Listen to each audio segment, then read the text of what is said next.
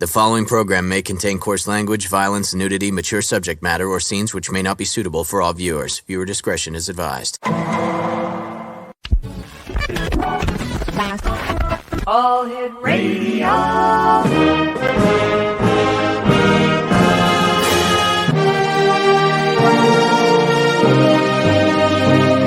Welcome to the X Zone, a place where fact is fiction and fiction is reality. Now, here's your host, Rob McConnell. And welcome back to another edition of the X Zone. I am Rob McConnell. We're coming to you from our broadcast center and studios in St. Catharines, Ontario, Canada.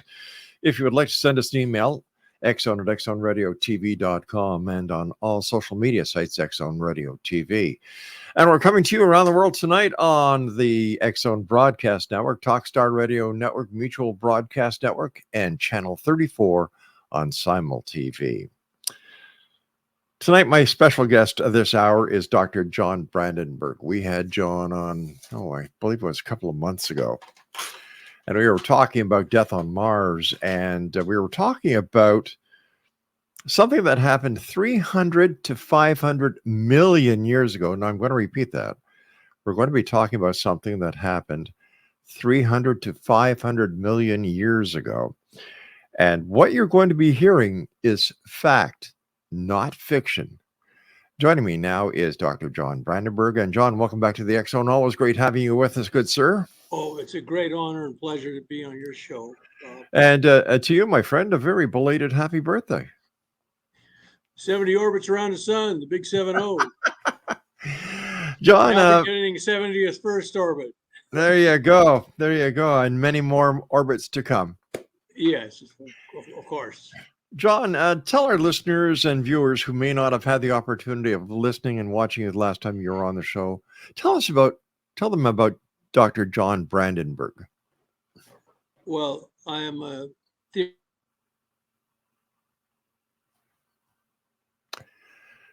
And we just lost Dr. John. John, are you still there? Yeah. I don't know. It froze up, my friend, but you're back with us. Okay. Yeah. I'm basically a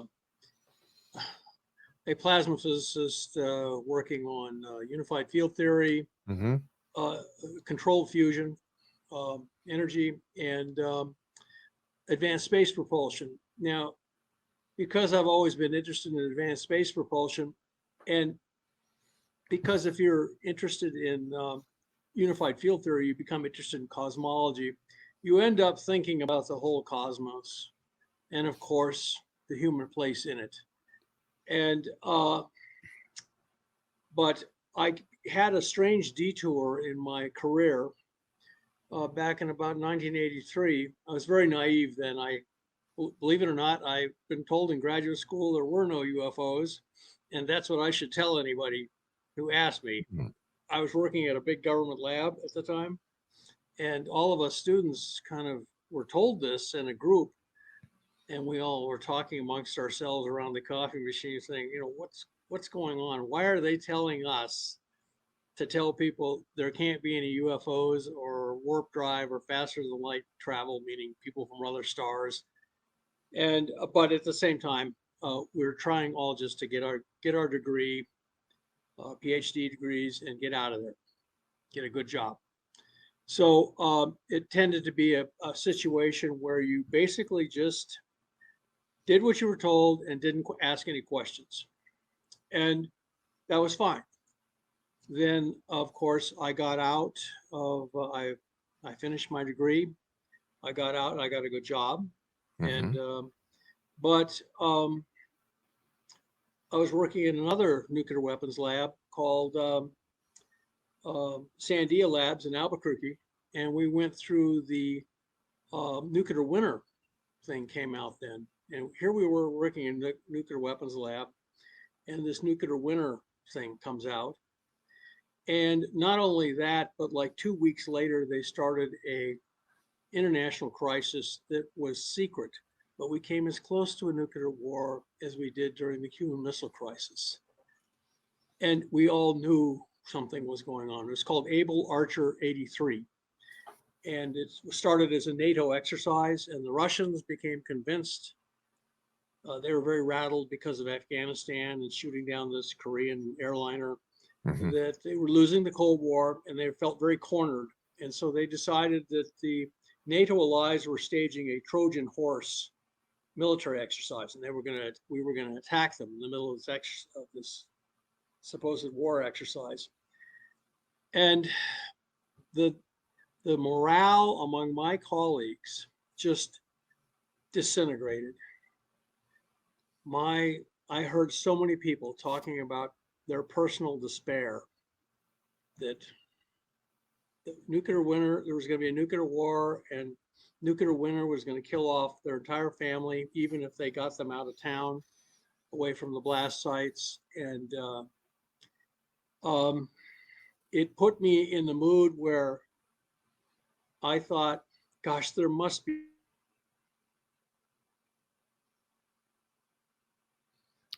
All right, and it seems that we have a freezing going on with Dr. John Brandenburg. He'll be back with us momentarily. Craig in Master Control is working on it. Mac Alexander in programming is working on it. We're trying to find out, and Dr. John Brandenburg is back with us. Welcome back, John. Yeah. For all I know, I've got too many files on my computer. I tried to clear off a whole bunch of them today, and I've been writing a scientific article, and you go on the net and you're constantly grabbing articles and downloading them. And we in lost. any case, the morale at the lab collapsed. My own office mate, who was a happy-go-lucky character, turned to me one day. He was, I shared an office with him. He was a very pleasant fellow, very happy-go-lucky, but he turned to me in the middle of this one day and said, I used to think that if there was going to be a nuclear war, I was going to race home, get my wife and kids, and head out to the hills. But now I'm just going to get up on my rooftop, 6-pack of beer, and watch the whole thing go. And I'm just sitting there working on some equations, and suddenly he says this to me, and his name was Malcolm, and I said, Malcolm, what kind of beer do you think you'd be drinking? And that made him laugh and put him in a better mood. But anyway, so when I saw this face on Mars stuff over Christmas break, I suddenly realized, oh my God, there might be a dead civilization on Mars. Just imagine if we found that, it would end the Cold War. So my motivation was to end the Cold War and try to prevent a nuclear war from happening on Earth. And needless to say, we investigated the face in Cydonia and the pyramid nearby it. There's a pyramid nearby it, about less than 6 miles away. And I even found another site where there's two faces, one of which looks very similar to the face at Cydonia. It's a place called, believe it or not, called Galaxis Chaos. So we've dubbed the face of Galaxis. So we have two faces that are very well photographed now. We have the pyramid near the first face. We can find brickwork on that. We found helmet ornaments on the face. So basically, we not only have evidence for a thermonuclear holocaust, but it looks like it was targeted on somebody. And that's the terrible, terrible, sad news about all of this. All right, before you go on, you were talking about a nuclear winter. And maybe I'm sure there are listeners out there who aren't very well acquainted with the term. So how would you describe a nuclear winter? A nuclear winter, believe it or not, was inspired by a dust storm observed on Mars that covered Mars from the North Pole to the South Pole for 6 months. It was back in 1971. The U.S. had sent a probe to Mars called Mariner 9. The Russians had sent 3 probes to Mars, but they couldn't be reprogrammed. The American probe, however, had a computer on board that could actually be reprogrammed. So it just went into hibernation and just waited out the storm. But the they studied this storm. They couldn't believe a storm could cover the entire surface of a planet from pole to pole. And then they realized the same thing could happen if there was a nuclear war on Earth. And if that happened, the deaths from starvation and cold would be far greater than the deaths due to the blast and the fallout. So it was a terrible thing to discover, but because it came out just before this Able Archer crisis, Right. and the Russians and the Americans both knew about it, it may have prevented a nuclear war. So Mars, a dust storm on Mars, may have prevented a nuclear war from occurring because it made both sides hesitate. You know, if the face on Mars is legitimate and the Yes. pyramid is legitimate, why hasn't And they NASA are, then what? why hasn't NASA confirmed this? Well, that's the $64 billion question, Rob. And being Canadian, where the government is very open and transparent, Mm-hmm. just joking. I know your government is just as addicted to secrecy as ours Yeah. is. We look at it this way. If you find a dead civilization on Mars, it becomes part of essentially a subchapter of the UFO cover-up. You're covering up the presence of intelligent life in the universe. You don't want the public to find out about it. If they do, then they'll start asking questions about what really happened at Roswell, et cetera, et cetera. So you can understand. And when NASA was first formed, they commissioned a report by a government think tank called the Brookings Institute. And the Brookings Institute said, you might find signs of a dead civilization on Mars. If you find it, suppress it. But why? Because they felt it would be bad for public morale and But cause but people to start asking a lot of questions. And they just felt it would be possibly devastating psychologically to very religious people, etc. if that's the case, John, why are we sending people back to Mars? Well, that Brookings report was done back in 1960. So Right. it's more than half a century after that happened.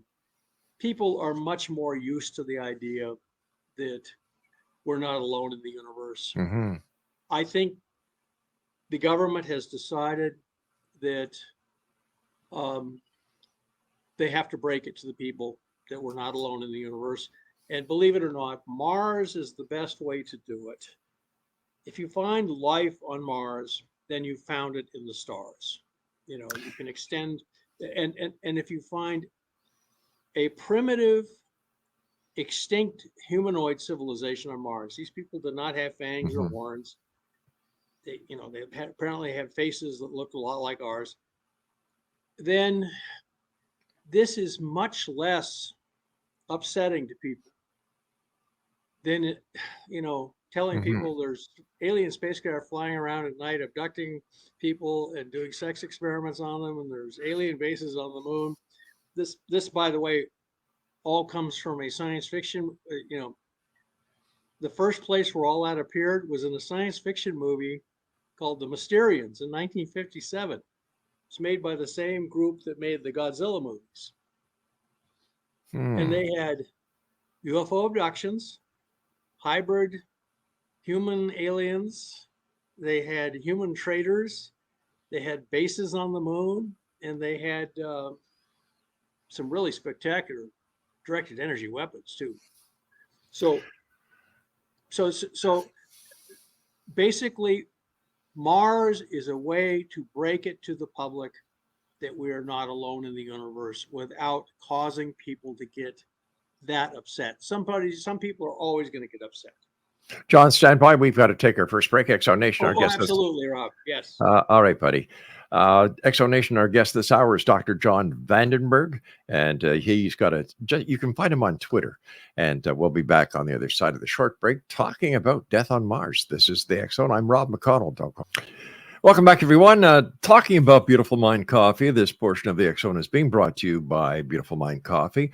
Visit their website at www.beautifulmindcoffee.ca. Now, before I get back to Dr. John Brandenburg, something else that Beautiful Mind Coffee is doing that is totally unique when it comes to saying thank you for visiting a website.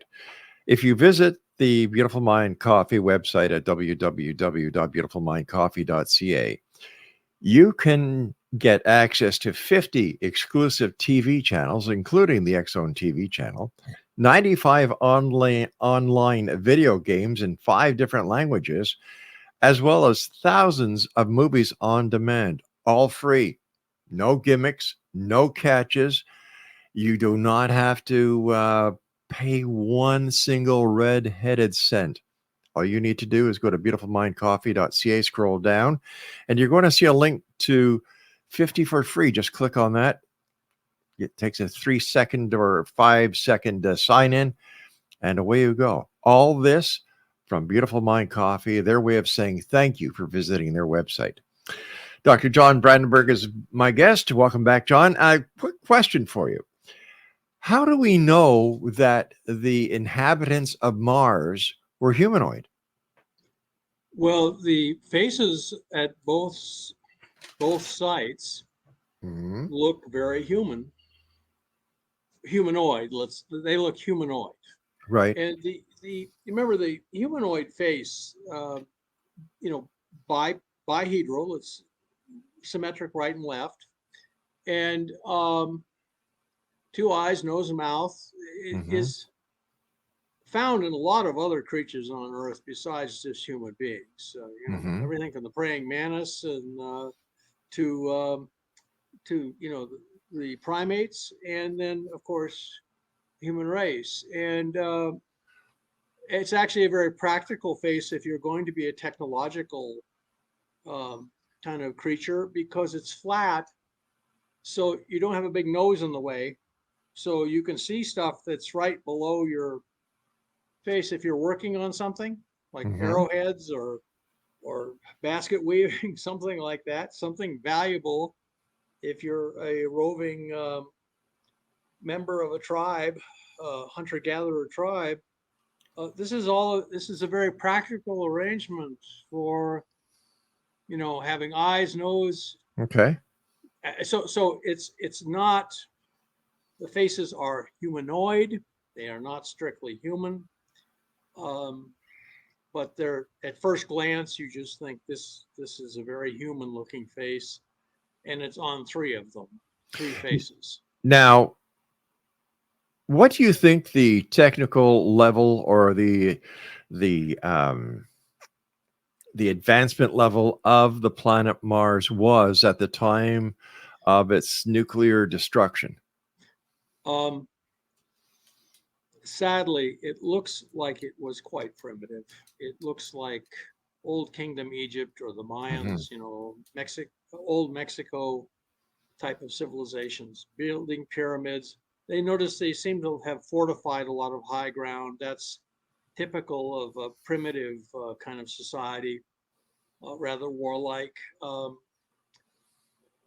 So it doesn't look like, we don't know what the level of civilization is. It looks like it was fairly primitive. In your opinion, would they have nuclear capabilities? No, I don't think so. Then why weapons, would if these are nuclear detonations, we found 2 radioactive hotspots, right, that are enormous, and the shock waves apparently went all the way around the planet and collided on the far side, forming another hotspot. It's what's called the antipode, with some terrain variables thrown in. But the weapons went off in midair, apparently. They didn't leave craters at Hiroshima and Nagasaki. There are no craters. Right. That's they set right. off the bombs Air blast in midair to cause maximum destruction. And so the same thing seems to have happened on Mars, only a much larger scale.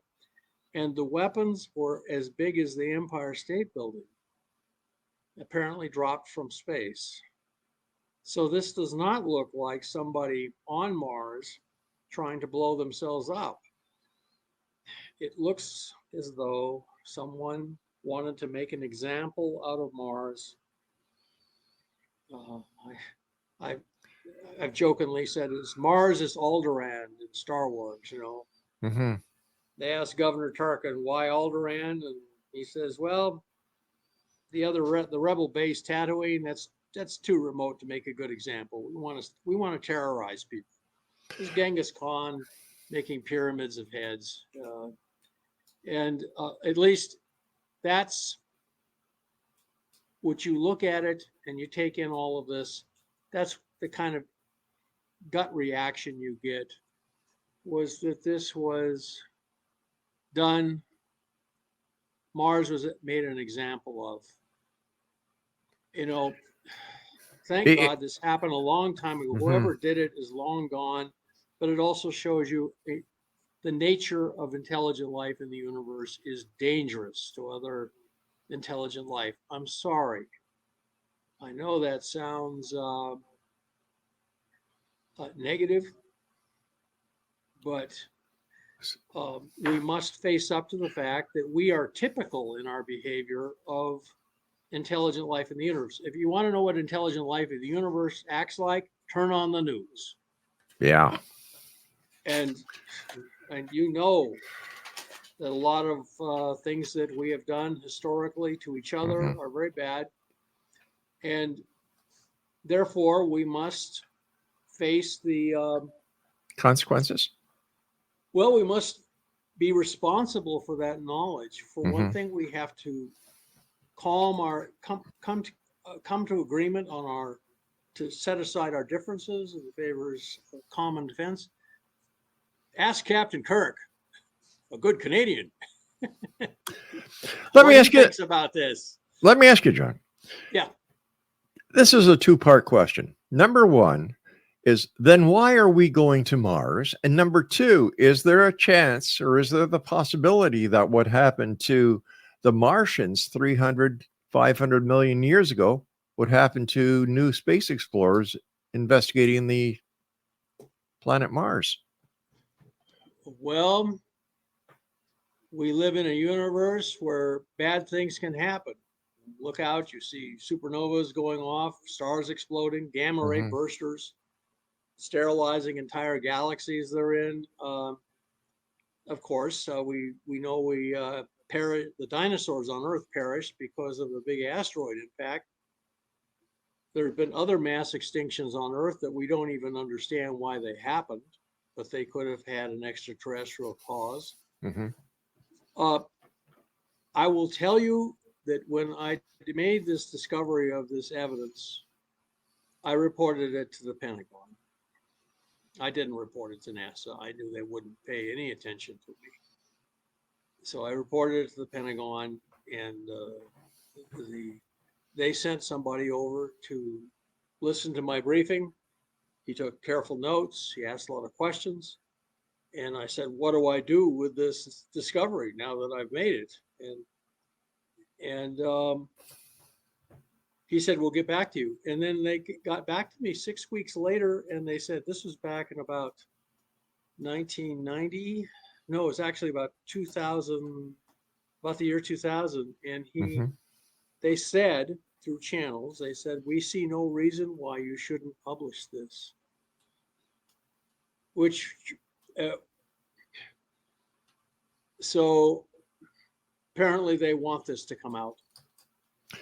They want the best defense. If you're in the Defense Department and really trying to do your job, the best defense is an informed public who understands basic reality.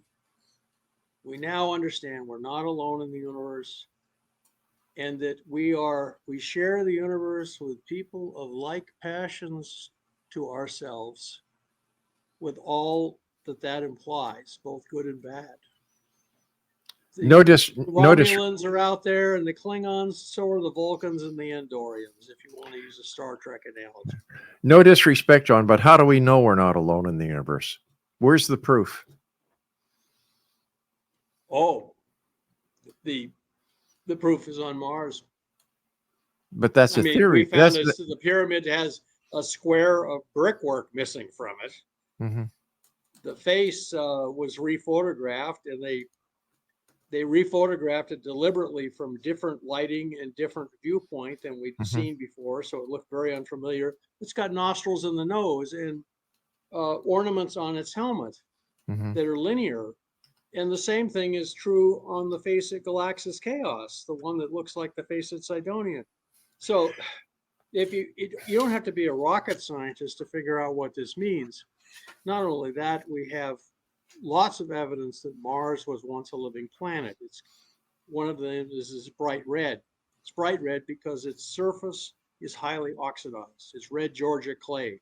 It's got ferric iron in the ferric state, which is rust red, same color as our blood.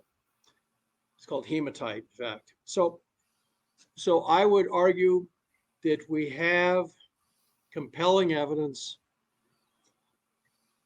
basically proof that we're not alone in the universe, that people quite different from us developed independently on another planet, but they had enough similarities that we recognize their creations. So, and what we see on Mars, we can extend to the stars. Okay, but so I go out at night and I look at the stars. Yeah. Which I've done, and I wave. I mean, obviously the universe can't be that hostile. Otherwise, we wouldn't be having this radio talk show. That's right. But, obviously we have to make provision we have to become spacefaring. We have to go up to Mars, find out what happened to make sure it doesn't happen here. But what happens if we get to Mars and we find out that nothing happened? Well, then we've at least figured out how to get to Mars. It wouldn't And be what? a total loss. But why is that? But why is that important? Why go to a dead planet? Oh, it's not dead. They found that in the spring and summer, the oxygen levels in the Martian atmosphere and methane levels, both the methane and oxygens are products of bacterial activity. Right. When it gets warmer on Mars in the northern hemisphere, the level of oxygen rises, and oxygen is part of the Mars atmosphere. Nobody could explain why there's so much of it. And then there's also methane and swamp gas from decaying, bacteria breaking down old organic matter. And that happens. So you have a cycle of oxygen and the methane rising in the atmosphere in the warm months, and then decreasing during the cold months. The bacteria shut down. So something is decomposing. Yes. Well, we wouldn't call it, in this case, decomposing. It's more like old organic matter is being eaten. Quick question before we go to my break. Is it possible that whatever is on Mars can be dangerous to humans here on Earth, and that by going to Mars, we could be opening up a Pandora's box that will actually lead to the demise of this planet? Well, actually, Mars is giving us free samples all the time. They found so many meteorites from Mars, more than 100 now. Mars is next to the asteroid belt. What happens on Mars is a big rock from the asteroid belt will hit Mars and knock little rocks way out into space. They'll orbit the sun several times, and then they'll end up getting on Earth. So we've actually shared a lot of organic matter, and many of these meteorites have what look like traces of life in them. Now, got to understand, NASA is biophobic. It does not want to find life on other planets, even though it claims to be looking for it. It's like the police detective who's on the take. And he supposedly is investigating. He finds the victim with numerous stab wounds and says, well, it looks like they tripped while they were carving their turkey or something, So And just as proof of this, we sent life experiments to Mars to see if there was life in Mars soil, and they got positive results. They were strange results, but they were. And we are freezing again with Dr. Brandenburg. We're going to go to our commercial break, and hopefully by the time we get back, Dr. Brandenburg's system will be up and running as we continue here in the X Zone from our broadcast center and studios in St. Catharines, Ontario, Canada. Don't go away.